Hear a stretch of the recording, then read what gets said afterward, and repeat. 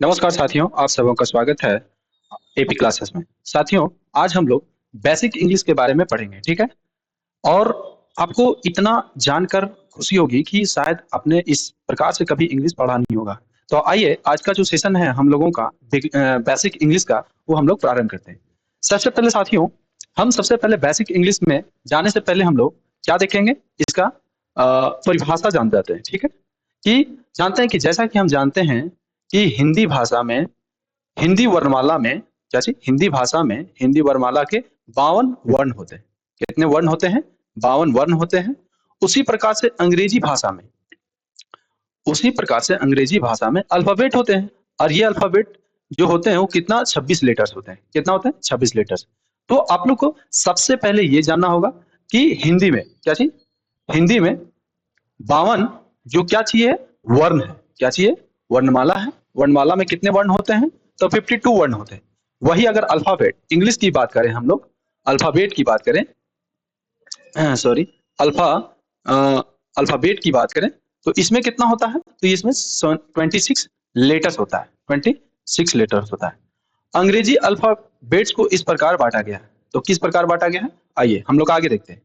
देखिए, English language को अगर हम जाने तो अल्फाबेट के रूप में इसको ए टू जेड में कंप्लीट हो जाता है। ये जो ए टू, क्या चीज, ए टू जेड, इसमें टोटल 26 लेटर्स है। यही लेटर्स पे पूरा इंग्लिश का खेल है। अब पूरा कैसे खेल है ये आगे आप लोग को पता चलेगा।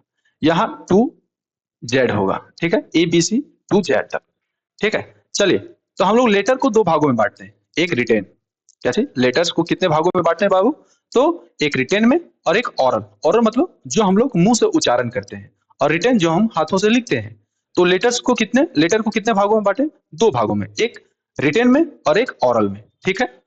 देखो, रिटेन को भी हम दो भागों में बांटते हैं। एक कैपिटल लेटर, जिसको हम लोग बड़का एबीसीडी बोलते हैं। एकदम अपने भाषा में, अपने लैंग्वेज में अगर समझना है तो आइए हमारे चैनल को एक बार विजिट कीजिए, और इंग्लिश से जो आपका डर है वो हमेशा के लिए खत्म कर देंगे। साथियों, बड़ा एबीसीडी जिसको हम लोग कैपिटल लेटर कहते हैं, और स्मॉल लेटर जिसको हम लोग छोटा एबीसीडी कहते हैं, इसको रिटेन में हम लोग लेटर्स को दो भागों में बांटते हैं।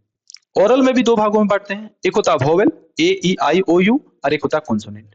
मतलब 26 लेटर्स में ए ई आई ओ यू अगर 5 निकाल दिया जाए तो 21 होता है, वो कॉन्सोनेंट होता है। तो कॉन्सोनेंट की संख्या कितना होती है? कॉन्सोनेंट की संख्या कितना होता है? तो 21। और वोवेल की संख्या 5। ये हम आपसे प्रश्न आगे जाके पूछेंगे। तो रिटेन में दो भागों में बांटे, एक कैपिटल लेटर और एक स्मॉल लेटर। और ओरल में भी हम दो भागों में बांटे, एक वोवेल लेटर और एक कॉन्सोनेंट लेटर। यहां तक आप सबों को समझ में आ गया बाबू? चलिए, बहुत बढ़िया, आगे हम लोग चलते हैं।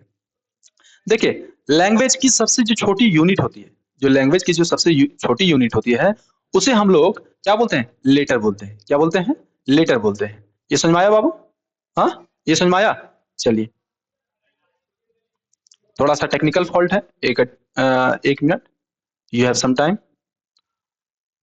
आई एम शोइंग।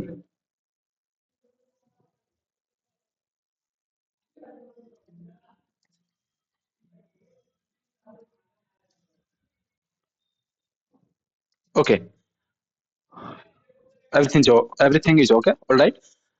हम लोग स्टार्ट करते हैं फिर से कि लैंग्वेज का सबसे जो छोटी यूनिट होती है उसे हम लेटर कहते हैं। क्या होता है? लेटर होता है। और लेटर्स किससे बनता है? तो ये वर्ड से मिलकर, माने A B C D S I S जो भी है, ये लेटर्स है, ठीक है। अच्छा, लेटर्स का एक ऐसा ग्रुप, लेटर्स, ये लेटर्स है। जो लैंग्वेज का सबसे छोटा यूनिट है वो लेटर्स है। जैसे A B C D E F, ये सब क्या है? लैंग्वेज का एक छोटा सा यूनिट है, सबसे छोटा यूनिट है। जैसे हम कह सकते हैं बाबू कि बॉडी का सबसे जो छोटा इकाई होता है उसे हम सेल कहते हैं या कोशिका कहते हैं। उसी तरह भाषा की जो सबसे छोटी यूनिट होती है, सबसे छोटी इकाई होती है, वो लेटर होता है, जो ए बी सी डी के रूप में हम लोग जानते हैं। अच्छा, लेटर्स का एक ऐसा ग्रुप, अगर हम लेटर्स, कई लेटर्स को आपस में अगर जोड़ दिया जाए तो उसका एक अर्थ निकलना चाहिए, वर्ड निकलना चाहिए, और वह जो अर्थ होगा वो जेन्युइन होना चाहिए। जैसे नहीं कि ऐसे हम लिख दिए ए एम एन, इसका कोई अर्थ ही नहीं निकला। लेकिन यही अगर हम लिख दें एम ए एन, तो मैन मतलब होता है आदमी। तो उस लेटर्स को अगर हम कुछ लेटर्स को मिलाकर जोड़ दें और उसका कोई अर्थ निकले उस वर्ड से, तो उसे हम वर्ड कहेंगे, ठीक है। जैसे bad, dog, good, soft, do, ये सब क्या बन गया? एक वर्ड हो गया। तो एक से अधिक लेटर्स मिलकर एक वर्ड का निर्माण करते हैं। इस बात को आप समझ गए होंगे बाबू। चलिए वर्ड को समझे। लेटर्स जो सिंगल हो, लैंग्वेज की सबसे जो छोटी इकाई होती है वो लेटर्स होती है। अच्छा, लेटर्स को अगर हम ग्रुप में अगर कई भागों में अगर बांट दें, मतलब एक जैसे होता है कि माला के रूप में अगर पिरो दें और उसका एक नया मीनिंग निकले तो उसे हम वर्ड कहेंगे। जैसे bad, dog, good, soft, do. हम आशा करते हैं कि यहाँ तक आप लोग समझ गए होंगे। चलिए, अंग्रेजी में उपयोग होने वाले सारे शब्दों को 8 वर्गों में बांटा गया। ये मेन चीज है। देख रहे हैं ये 8, ये जो है ना, ये 8 जिसे हम पार्ट्स ऑफ स्पीच कहते हैं। आप अंग्रेजी में जो भी पढ़ेंगे, जितने भी प्रकार के सेंटेंस होते हैं, जितने प्रकार के वाक्य होते हैं, जो भी अंग्रेजी में आपको पढ़ना पड़ता है, लिखना पड़ता है, समझना पड़ता है, ये पार्ट्स ऑफ स्पीच से ही मिलकर बनती है। पार्ट्स ऑफ स्पीच में जैसे noun, pronoun, adjective, verb, adverb, preposition, conjunction, interjection, ये सब एक कह सकते हैं कि पैराग्राफ का या कोई भी वाक्य का एक ये पार्ट है जो इसके अलावा और अंग्रेजी में कुछ नहीं होता। अंग्रेजी में जितने भी शब्द या वाक्य या लेटर या पैराग्राफ या किताब जो भी अगर मिलके बनता है तो ये इसी से मिलकर बनता है। इसके अलावा अगर कोई कहे कि अंग्रेजी में और कोई एक्स्ट्रा चीज होता है तो वो झूठ बोला या जानता नहीं है। ठीक है, तो इसी से पूरा इंग्लिश का खेल इसी में है। Noun, pronoun, adjective, adverb, verb, adverb, preposition, conjunction, interjection. आप ये सारा चीज अगर पढ़ लिए तो अंग्रेजी का ज्ञान आपको आ जाएगा। चलिए आगे हम लोग जानते हैं। आगे हम लोग जानते हैं कि सेंटेंसेस जो होता है वो वर्ड का एक ऐसा ग्रुप है जिसका कोई अर्थ होता है। जैसे अभी हम लोग क्या देखें, लेटर, कई लेटर मिलकर क्या बना, एगो वर्ड बना। वर्ड बना क्या चीज, कई लेटर मिलकर एक वर्ड बना। देखो यहाँ वर्ड बना, और वही वर्ड कई वर्ड मिलकर जैसे बैड, मैड, अगर कई वर्ड और उसका एक नया मीनिंग निकले उसे हम क्या कहेंगे, सेंटेंस कहेंगे। तो आपको ये समझ में आ गया बाबू सेंटेंस क्या हो गया। चलिए एक बार और समझाते हैं। जैसे ए बी सी डी, ये क्या हुआ, ये स्मॉल, स्मॉल सबसे एकदम छोटा यूनिट है किसका, इंग्लिश का। और इसी को अगर एक समूह में समझा सजा दें, एक समूह में माने एक से अधिक अगर एक साथ आ जाए, एक से अधिक क्या चीज, एक से अधिक एक जगह आ जाए और उसका एक मीनिंग मिले, मीनिंग क्या चीज, एक मीनिंग माने मीनिंग आए ऐसा जो जेन्युइन हो, जो एग्जिस्ट करता हो। ऐसा नहीं कि कुछ भी अगर हम वर्ड जोड़ दिए और उसका कोई मीनिंग ही ना निकले, तो ऐसा नहीं। तो उसका एक वर्ड निर्माण होता है। जैसे अगर हम MAN, तो कई लेटर्स, देखो 3 लेटर का मिलकर एक वर्ड बना। इस वर्ड का अर्थ क्या होता है, आदमी। क्या होता है, आदमी। उसी तरह कई वर्ड क्या चीज, कई वर्ड मिलकर एक सेंटेंस बनते हैं, सेंटेंस बनते हैं। ठीक है, ये समझ में आया। तो कई लेटर्स मिलके एक वर्ड बनते हैं और कई वर्ड मिलकर एक सेंटेंस बनते हैं। ठीक है, आइए ये समझ में आ गया। जैसे सेंटेंसेस में देखें तो यू आर माई फ्रेंड, आप मेरे दोस्त हो। He is not my home, यह मेरा घर नहीं है। तो ये कई वर्ड, एक वर्ड, 2 वर्ड, 3 वर्ड, 4 वर्ड मिलकर एक क्या बना, सेंटेंस बना। ठीक है, चलिए आगे हम लोग चलते हैं। बाबू अंग्रेजी को अच्छे से बोलना या समझने के लिए हम स्ट्रक्चर, ये स्ट्रक्चर क्या होता है, सवाल आना चाहिए आप सबों के बीच। बच्चों आपके मन में सवाल आना चाहिए मेरे प्यारे साथियों कि स्ट्रक्चर होता क्या है। जैसे आपने मैथ का नाम सुना है, मैथ बनाने के लिए फॉर्मूला, फॉर्मूला का जिस प्रकार से जरूरत होती है, उसी प्रकार से अंग्रेजी पढ़ने के लिए या अंग्रेजी बनाने के लिए, अंग्रेजी सीखने के लिए, अंग्रेजी लिखने के लिए हमें स्ट्रक्चर की जरूरत होती है। तो हमें अंग्रेजी को लिखने के लिए क्या चीज का यूज करते हैं, स्ट्रक्चर का। जैसे इंग्लिश लैंग्वेज में हम बहुत सारे स्ट्रक्चर होते हैं। अगर हम इन्हें समझ लेते हैं तो अंग्रेजी हमारे लिए क्या हो जाता है, आसान हो जाता है। तो अंग्रेजी का जो मेन खेला है या मेन बात जो समझना होता है हम लोगों को, वो होता है स्ट्रक्चर। क्या चीज होता है, स्ट्रक्चर। स्ट्रक्चर के बारे में अगर हम समझ गए तो सारा इंग्लिश हमें आराम से, जैसे मैथ में हम अगर फार्मूला समझ जाते हैं तो मैथ का क्वेश्चन बनाना कितना आसान हो जाता है। और वही फार्मूला अगर हमको नहीं आता हो तो वो क्वेश्चन कितना भारी लगता है। सेम इसी तरह अंग्रेजी में भी होता है। आइए पहला स्ट्रक्चर, जैसे subject plus verb plus object, ये एक स्ट्रक्चर हो गया। अब यहाँ से एक सब्जेक्ट ले लिए प्लस वर्ब ले लिया प्लस ऑब्जेक्ट, ये स्ट्रक्चर हो गया। और इस पे अब कोई चीज भी वर्ड बैठाएंगे जो मीनिंग देता हो, वो एक सेंटेंस बनेगा। जैसे सब्जेक्ट, सब्जेक्ट यहाँ क्या है, मैं। वर्ब क्या है, बोलना या बोलता। और ऑब्जेक्ट क्या है, हिंदी। तो मैं हिंदी बोलता हूँ तो आई स्पीक हिंदी। क्या चीज, आई स्पीक हिंदी। तो ये एक मीनिंग निकला, ये वाक्य बन गया। ठीक है, जैसे सब्जेक्ट प्लस एडवर्ब, क्या चीज, यहाँ वर्ब था यहाँ एडवर्ब था और प्लस ऑब्जेक्ट, तो इसका भी एक मीनिंग निकलेगा, वह खुश है। तो he is happy. Adverb, adverb क्या होता है और वर्ब क्या होता है, आपको आगे आगे के क्लास में समझाएंगे कि इंपॉर्टेंट। मेन चीज होता है ये चीज समझना। बाबू लोग, आप लोग इतना प्यार से आप लोग को समझाएंगे कि इंग्लिश का जो डर है वो खत्म हो जाएगा। चलिए, एक होता है वर्ब और एक होता है एडवर्ब।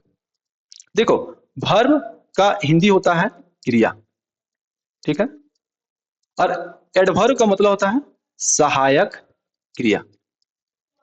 तो इसका मीनिंग आप समझ गए होंगे, सहायक क्रिया जो मदद करता हो, वैसा वैसा वर्ब जो सहायक करता हो, और ये वर्ब जो क्रिया, जो एक्शन, इसका मतलब ही होता है एक्शन। ऐसा कोई वर्ब नहीं है जो बिना एक्शन के होता हो। जैसे इट, बता तो, बिना कोई साइलेंट, अगर कोई चुपचाप, अगर कोई कहते कि हम खाना खा ले रहे तो होगा नहीं, जब तक खाना खाने का एक्शन नहीं होगा तब तक वो वर्ब नहीं कहलाएगा। तो ये समझ में आया? तो एडवर्ब को बोलते हैं सहायक क्रिया और वर्ब को बोलते हैं क्रिया। ये समझ में आया? आपको और वर्ब और एडवर्ब के बारे में और डिटेल में आपको बताया जाएगा। चलिए, अभी हम लोग आते हैं यहाँ। यहाँ एडवर्ब हो गया, तो यहाँ एडवर्ब क्या है? इज लगाएं। हो सकता है कि हम आर भी लगाएं, तो सब्जेक्ट के हिसाब से इज या आर या एम आएगा, ठीक है। एडवर्ब क्या आएगा? सब्जेक्ट के जैसा सब्जेक्ट रहेगा वैसा एडवर्ब आएगा। ये समझ में आया? चलिए आगे, आप लोग को एडवर्ब अगर समझना हो तो क्या है कि इज एम आर पढ़े हैं? Is am are, use of is am are, ये एक एडवर्ब है। क्या चाहिए? इज एम आर क्या चाहिए? एक एडवर्ब है, एडवर्ब है, और इसी का सारा खेल होता है। ये समझ में आया? तो अभी उसी चीज को हम लोग पढ़ रहे थे।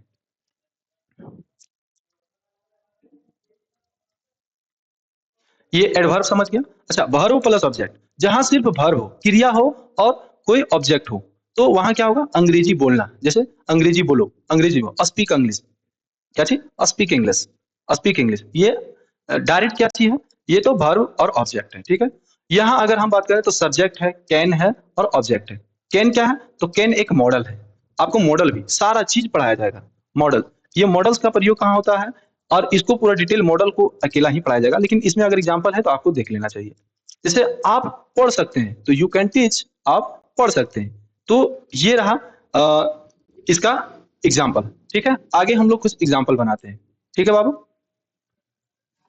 जैसे चलिए कुछ आसान से स्ट्रक्चर से और उसके एग्जाम्पल समझते हैं। जैसे हैव का मतलब होता है लीजिए, या तो हैव का मतलब होता है रखना भी। जैसे या पास होना, या पास होना, हैव का मीनिंग क्या होता है? या रखना होता है, या पास होना होता है, या लीजिए। तो यहाँ अभी हम लोग जो कहेंगे, ये सेंस हम लोग का रखना होगा। जो हैव का सेंस निकलेगा वो लीजिए, have plus object, have plus object. जैसे चाय लीजिए, have a T, sorry have T. किताब लीजिए, तो क्या बनेगा? Sorry sorry sorry sorry sorry, sorry minor mistake. Have book, क्या होगा? Have book. अच्छा, आपको मोबाइल, आपका मोबाइल लीजिए, क्या होगा? Have you, have your, have your mobile. समझ में आया? पानी लीजिए, have drink, sorry have water. आपका शर्ट लीजिए, आपका शर्ट लीजिए, क्या हो जाएगा? Have your shirt, S H I R T, shirt. ये समझ में आया? तो हम लोग इसका एग्जाम्पल भी कुछ देखें, और इंग्लिश का जो छोटी मोटी जो बेसिक चीज होता है कि वर्ड कैसे बनता है, ये तमाम चीजों को आज हमने जानने का प्रयास किए। तो फिर इंग्लिश की नई सेशन में, नई क्लास में मिलते हैं। तब तक के लिए जय हिंद बच्चों, और आपने अपनी पढ़ाई को और बेहतर बनाने के लिए मेहनत करते रहिए। जय हिंद, जय भारत।